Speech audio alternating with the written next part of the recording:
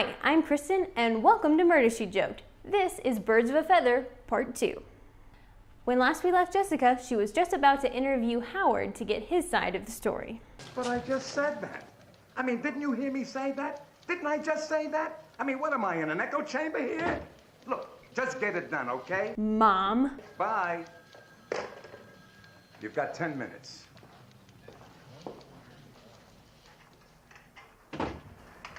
Miss Fletcher, I don't know what to say. I'll tell you what to say. Objection! Leading the witness. He knew I was broke, so he held back on my wages. That still doesn't explain why you were standing over him with a murder weapon in your hand. Well, see, I finished my act, and I went back to his office to quit and get my money. Mr. Drake, I'm not listening to any more excuses. This is my last night, and I want what you owe me. Oh, you know the old saying. Find a gun and pick it up, and all day long, you'll have a gun. Does this belong to you? Mr. Drake, this time you're gonna talk to me. Quick, shooter!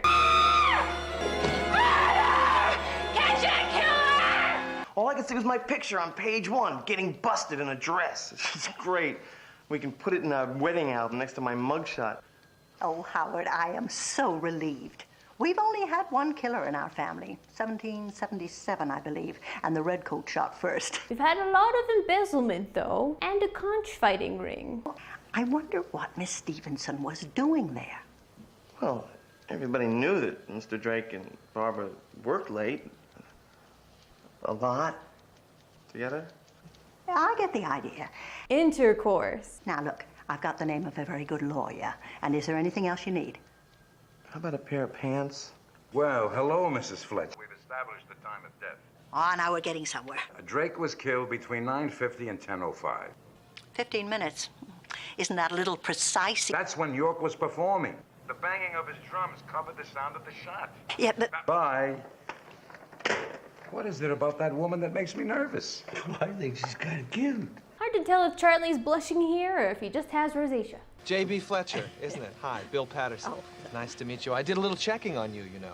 6 paperbacks and 1 movie sale. Listen, do you have any representation on the West Coast? Patterson is an agent / manager for comedians, drag queens, actors, and authors. Uh-huh. Well, I hope they're doing a good job for you. Through the club, backstage, past the dressing rooms. Thank you. Bye. We have to do something about your lighting. You're getting some ugly shadows under your chins. Well, if you want to critique my performance, Mrs. Drake, I'd prefer the privacy of my dressing room. Don't you ever speak to me that way in front of the staff again. If you want a classy boudoir like Michelle, all you have to do is take a photo of Marilyn Monroe, Photoshop Craig Ferguson's face over it, et voila. I suppose we do have to keep up appearances, don't we, darling? Polygrip sure is minty. Oh, excuse me. Mrs. Fletcher, I was just smoking a blunt. you're Howard's aunt, aren't you? Well, very soon, we hope. You know, that's a shame about this whole thing. I mean, he's a really nice kid. Well, I think you'll be pleased to know that he did not kill Mr. Drake. Oh, he didn't? Who did? The bird? You know, you have a wonderful sense of humor, Mr. York. It's too bad it's wasting in a dump like this, huh? Oh, well, I wouldn't call this a dump. What would you call it? You know, in Vegas, you think they give a star a dressing room like this? They got a llama in one of the shows up there. The llama's got a better dressing room than this. He also has better material. No, forgive me for interrupting you. Frankly, Barbara, I don't know how I could ever run this club without you. But I'm going to try. You're fired.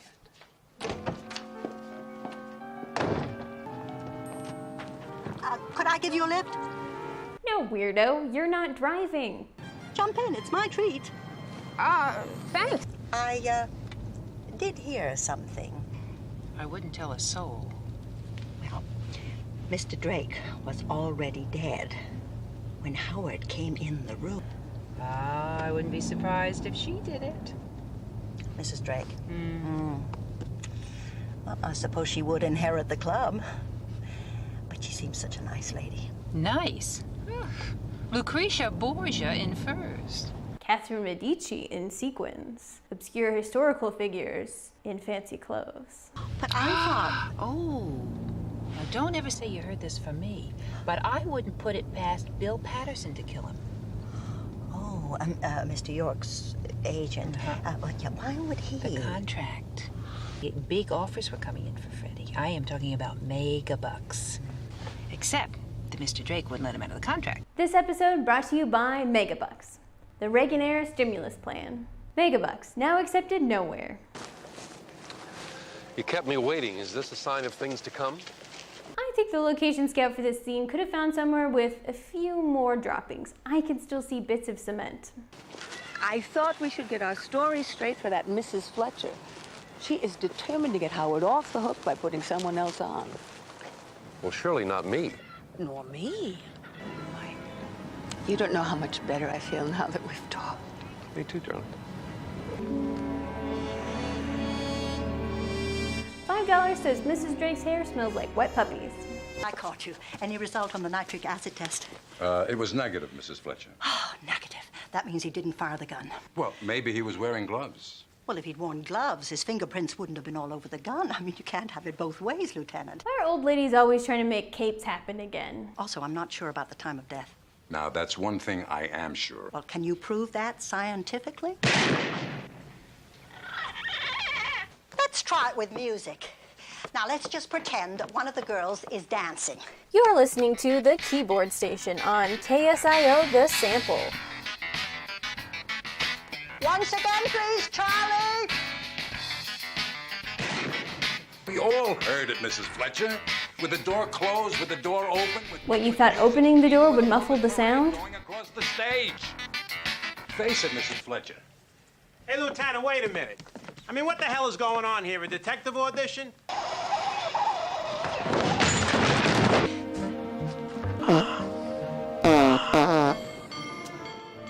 Sorry, why does Angela Lansbury need a stunt double to step off the trolley and walk across the road? His robe was actually a promo for Star Trek IV. Oh.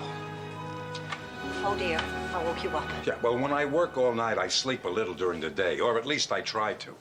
I got this burlap robe for free, but it itches like crazy, so I wear a dress shirt underneath while I'm sleeping. I'd like to talk to you about Howard. Well, you didn't come up here and wake me up to tell me we're holding the wrong man.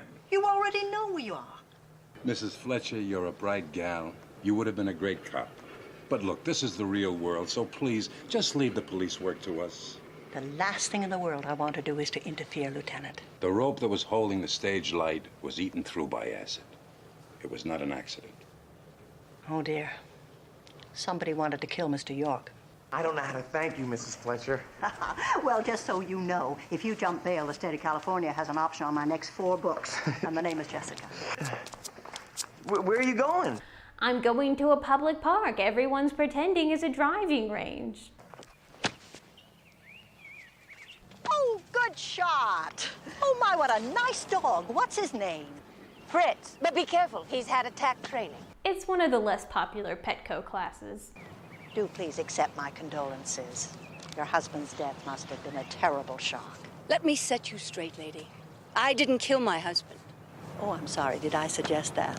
Look, if you insist on sticking your nose where it doesn't belong, then check on Freddie York and that blood-sucking agent of his. Then he's well enough to receive visitors. How nice. Am I interrupting? No, Mrs. Fletcher, come on in, come That on in. is way more of Gabe Kaplan's leg than I ever wanted to see. Just ask a few more questions. Like, did I murder Al Drake? The answer is no. Did Freddie murder Al Drake? The answer is no. Bill, take it easy. It's okay. I know you're a mystery writer, but I'll tell you, you're making a fool of yourself. No, it is a bit of a puzzler, isn't it? What do you think, Aunt Jessica? I think that Noah is building his ark in there. She should know she got to ride the last one. Darlings, I am going to fall on my face unless I go to sleep. I hope the sign she just put on the door said, "Quiet, please."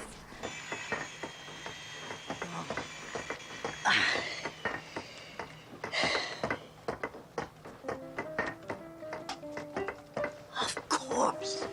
There's no bullet hole in this pillow. The But this pillow was not in this room when we discovered the body. Mrs. Fletcher, please. Wait. Don't take my word for it.